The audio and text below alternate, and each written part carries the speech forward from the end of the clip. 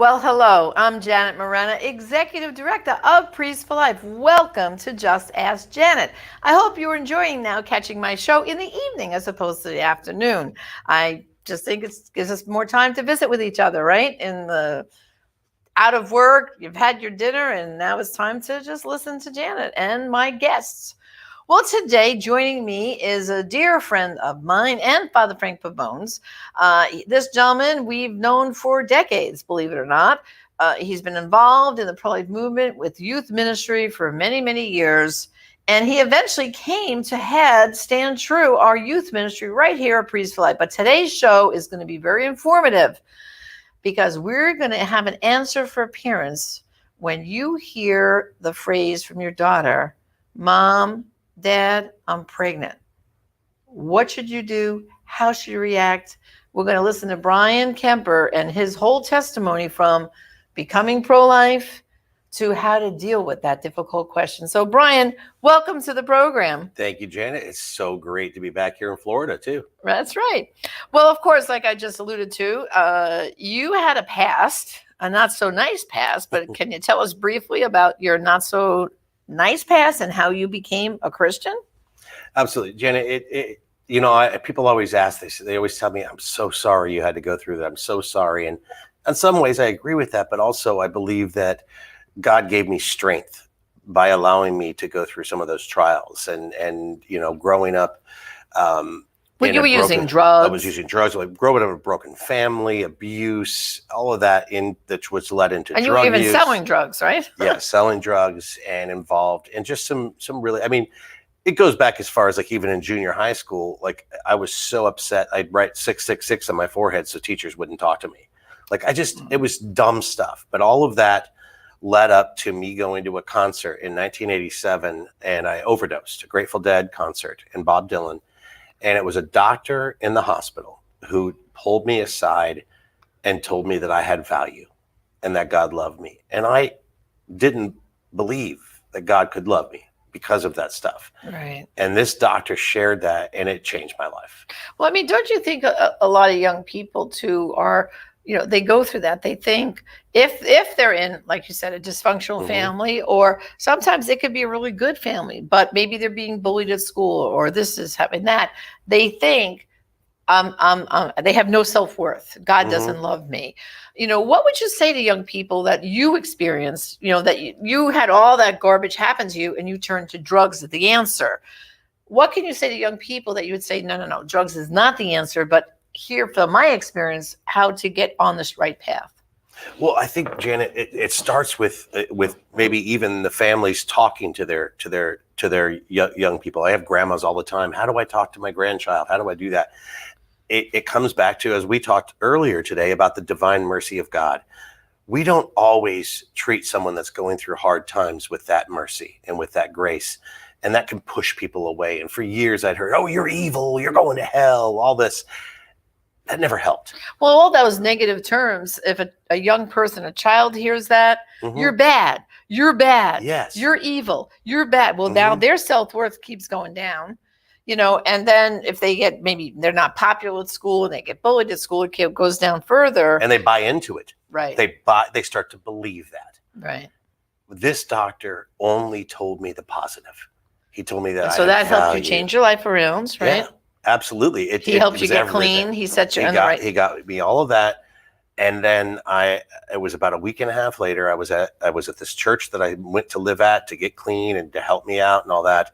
They brought in a Christian rock band, a punk rock band called The Crucified.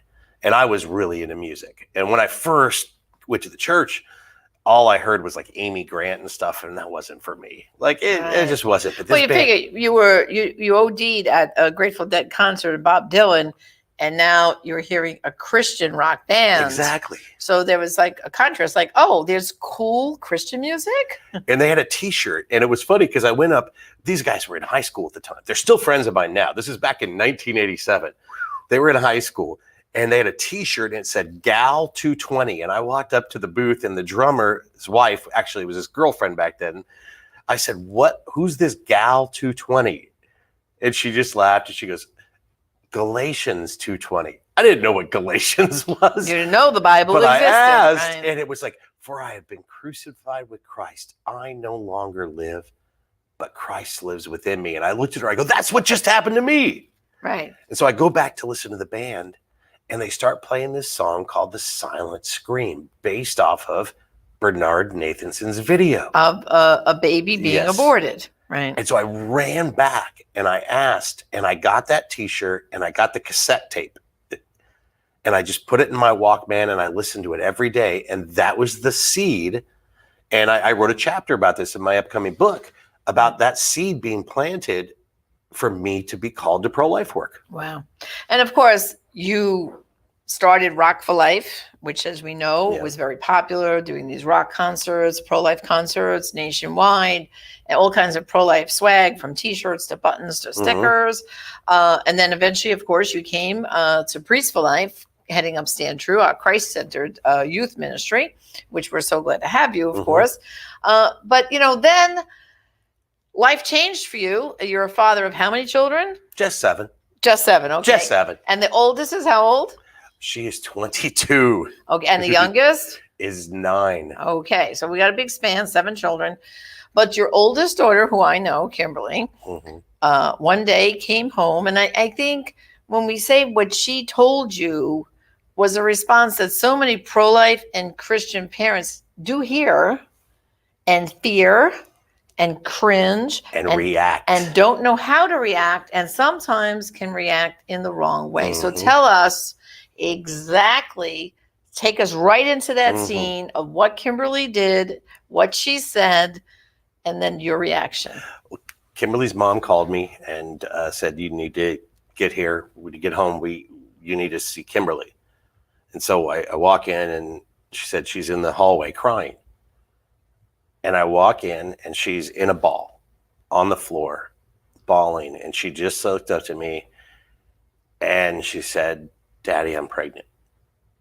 Now just pause that for a moment, because the now obviously your wife, Carrie, knew, because she called you, got to get over here right away. It's this family crisis.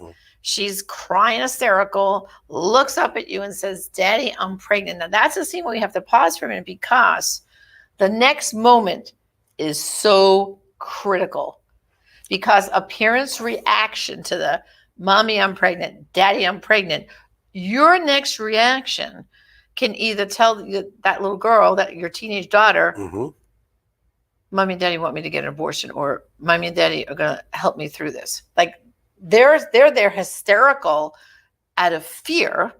And so tell us now, what was your reaction?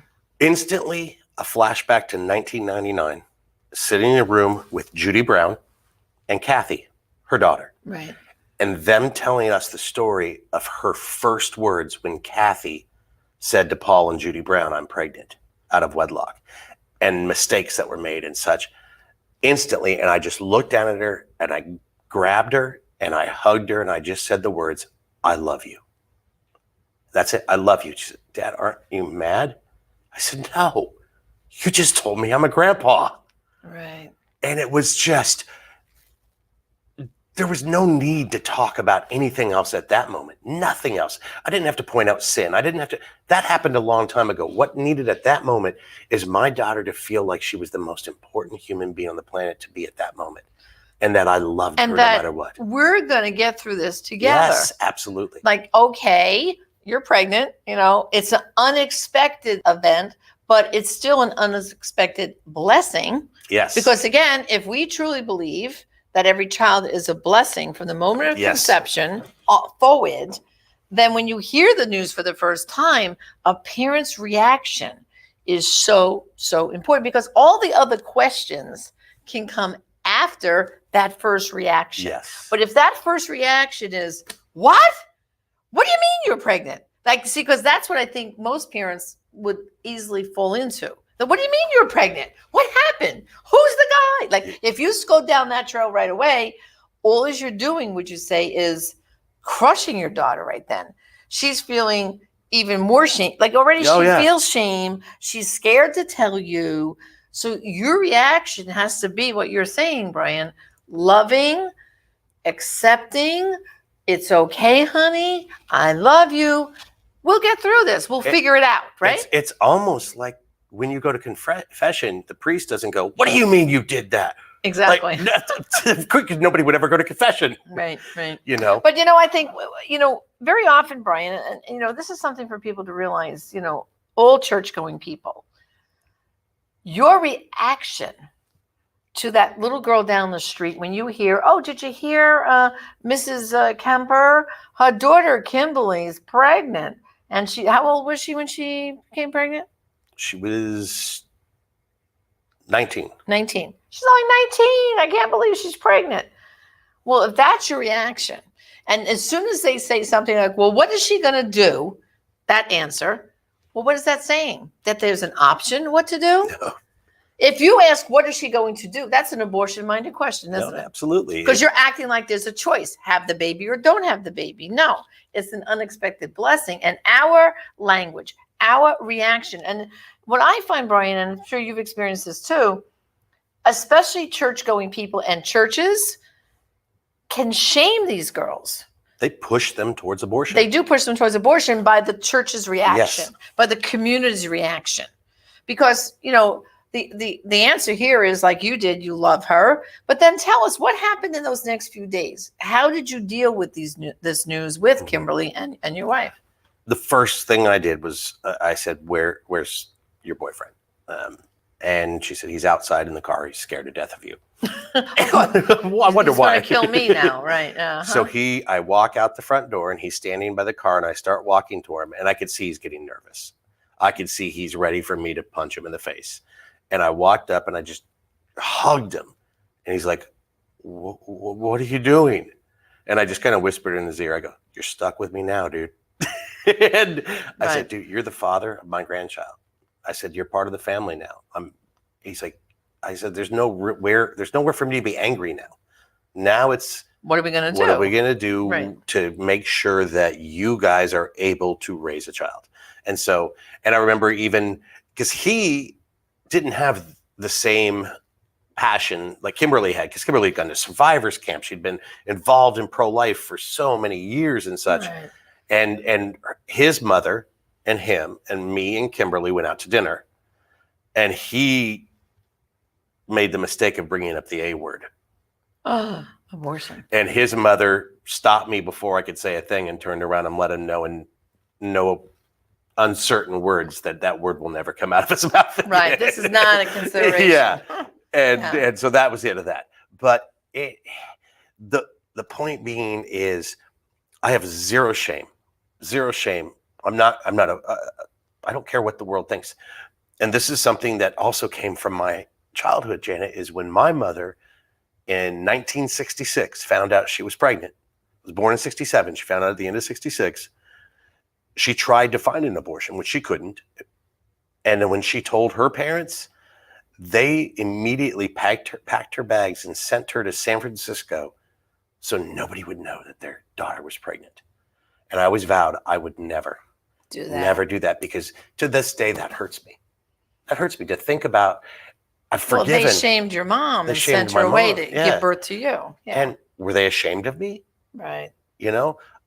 So there's no way you were going to do that to your daughter. Absolutely not. So now, okay, so the boy's mom, she's supportive, and you got the boyfriend straightened out. Like, okay, the A word's out. Did you seek help from we hear about pregnancy resource centers? That's exactly what I did. Is obviously I'm very involved in the community in Dayton area, and I've spoken at the pregnancy dinners. I've done all of that. Right. So now you're finally going to seek out the services of the very centers you help raise money for. And my insurance agent, who's a friend of mine, had come to me one day and goes, I saw your picture at the pregnancy center I insure. I didn't realize that was thing. So I made an appointment and I walked in with Kim, and they took her back to ask a few questions. And the director came out and was like, wow, Bryan, thank you for being willing to come here. Because I've never been there other than to bring a girl that's considering abortion or to speak or to do work. Now I'm a patient, sort of say. Yeah. I'm a customer. Right. And that was a beautiful moment too. It was humbling for me, very humbling for me. But I think the pregnancy center appreciated that even a pro-life leader might need their service someday. Right. and that Yeah. was, and then we got to go do the ultrasound, and that just, it's when I Well, fell in love once with you my, yeah. well, once you hear the baby's heartbeat Mm. and you see that baby, it's that's it, right? I mean, Oh, the bonds absolutely. and everything. So tell us then, how did Kimberly manage the pregnancy, and how did things work out? How old is the baby now? Mia's 2, Oh wow! and she has a little sister now. Oh really? So yeah, and they just bought their first house, and it's just exciting to see. It's really, So she and the boyfriend then stayed together. they stayed together. They're getting married, and yeah, and it's been great. And it's funny because she had, for a while, when she got like 17, 18, she wasn't so involved as much anymore. Now every time she reads a pro-life article or sees something, she sends it to dad. Like, Okay. so yeah, it's great. And it's what's the funnest thing in the world, Janet? Spoiling your grandkids.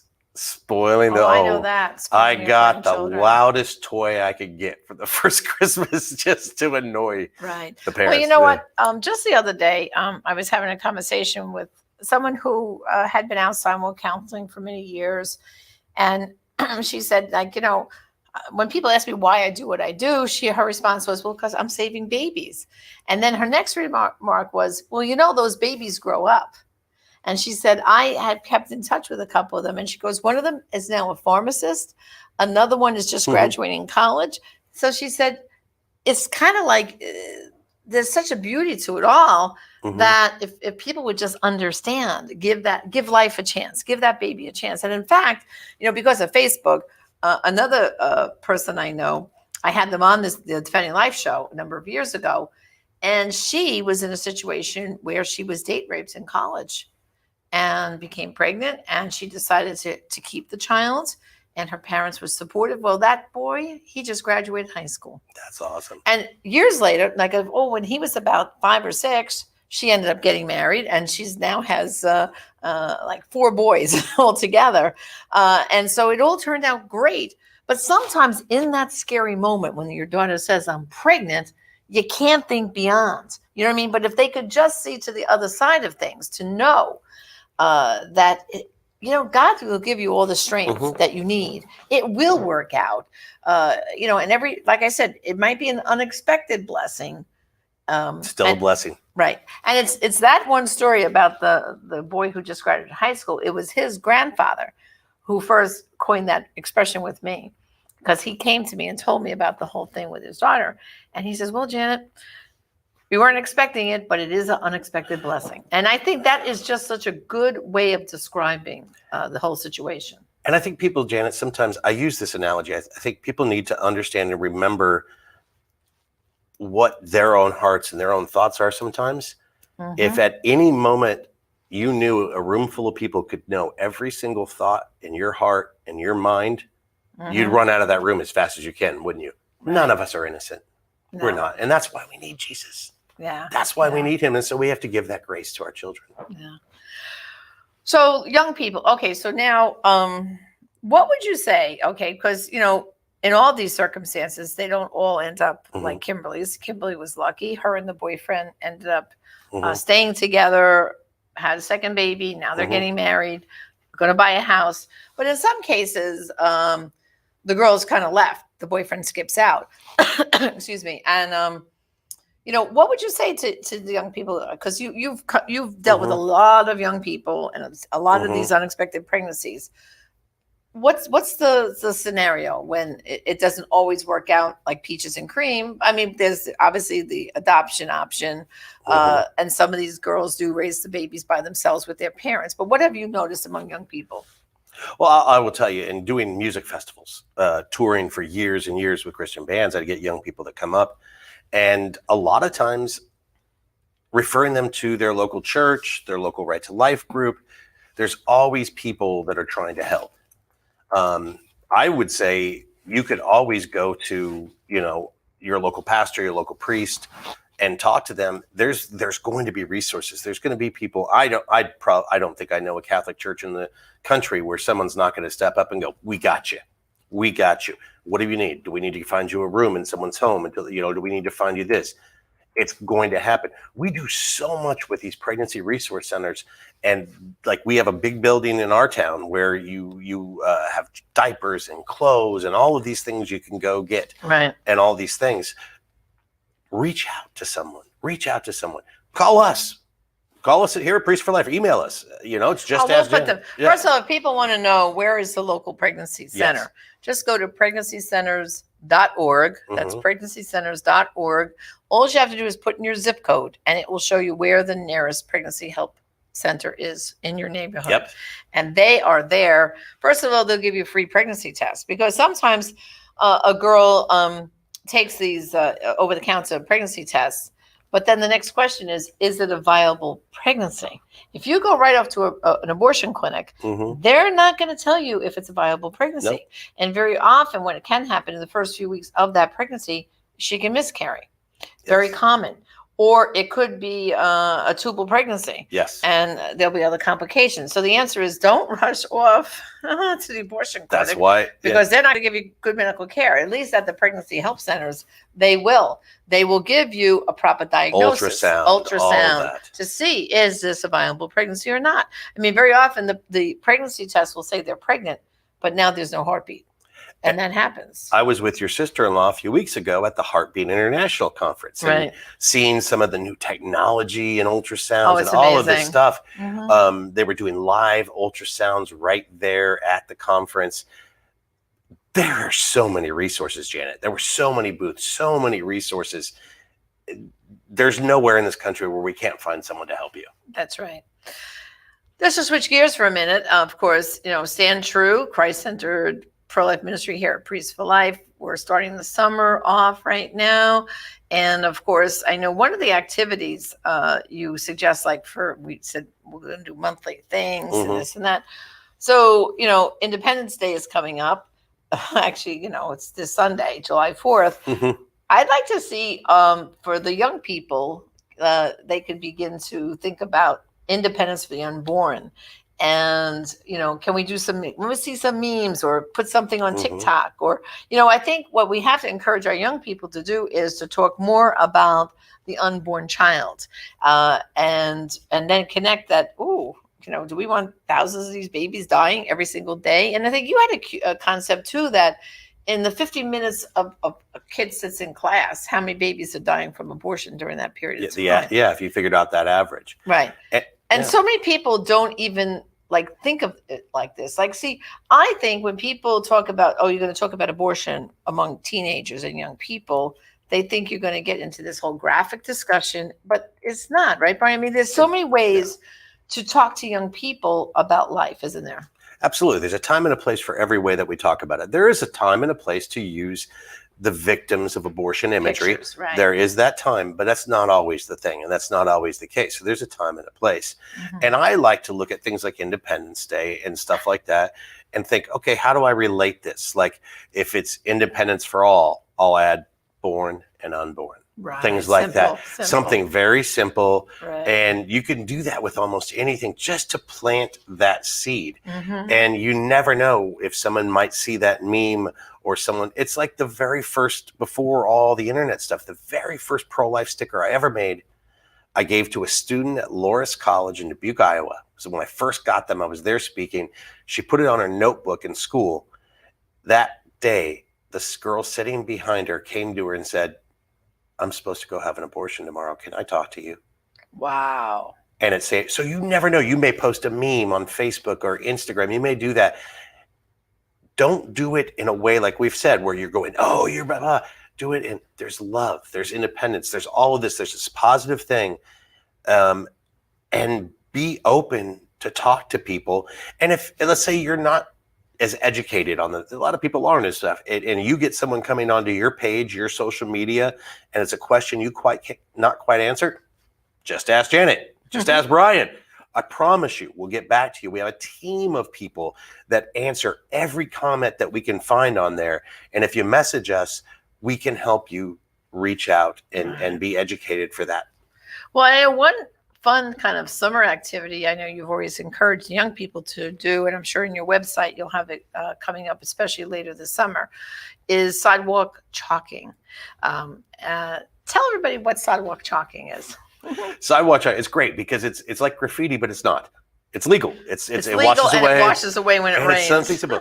And again, one of my favorite stories. This was back in the early '90s. Matt Bowman, who was now back with the ADF, he was at Health and Human Services, great pro-life lawyer. Right. Myself and Will Goodman, who works with Red Rose Rescues, were sidewalk chalking. We found out about an abortion that was going to take place in Pittsburgh, Pennsylvania. We knew the guy who it was his brother's girlfriend was going to have an abortion. And so we knew her name. So we went around this abortion mill in a 2-block radius and just wrote, "We love you," her name. "God loves you. Let us help you," and her name everywhere, all around. We ended up finding out we were at the wrong abortion mill, that they changed their appointment. So we left and went to the other one. But the sidewalk counselor who was there every day called us about an hour later and says, "You're not going to believe this, but there was another girl with that same name that was scheduled that day. And when she saw that, she broke down crying, went to the sidewalk counselor and kept her baby." Oh, wow. And so we'll say, pregnant, need help, call this, Right. and put websites, Or hurting stuff after, like abortion stops a beating beating heart. heart, pretend I'm a tree and save me, actually Right. became one of our most popular t-shirts from a sidewalk And of course, jog. our new phrase, which is "My heart beats just like yours." Yes. Yeah. So you could just write this on the sidewalk. It could be outside an abortion clinic, Mhm. all around on the sidewalk, or it could be someplace just where a lot of people go, like Women Do Regret Mhm. Abortion, and it just people read it and You know, go. It Janet, causes them to think for a moment. we're working on, and it's going to be coming in the next few months or so, a new Stand True website. Right. So what we'll do is, because we're going to post that, I'm going to start taking a collection of some of the best sidewalk chalk art and things, and I'm going to do a gallery of ideas that you can do. And you could go to the dollar store for $1 and get a little bucket of sidewalk chalk Sidewalk chalk. I know. for a buck. And it gives you a great way to give a pro-life message, but also fun. And so the website, of course, is standtrue.com. And like we said, between now and the end of the year, it's going to go through a whole revamping. But they also can go to our store, prolifeproducts.org, where they will see a huge collection of a lot of these T-shirts that you have designed, Bryan. Right? And some of those end up as sidewalk chalk art, or because the of phrases, us. Well, even the picture in the sidewalk chalk art, originally "Pretend I'm a Tree and Save Me," was our friend Sarah who did that, and we asked her, "Can we use that?" And so we had it kind of revisioned with my artist, and became a very popular T-shirt. Right.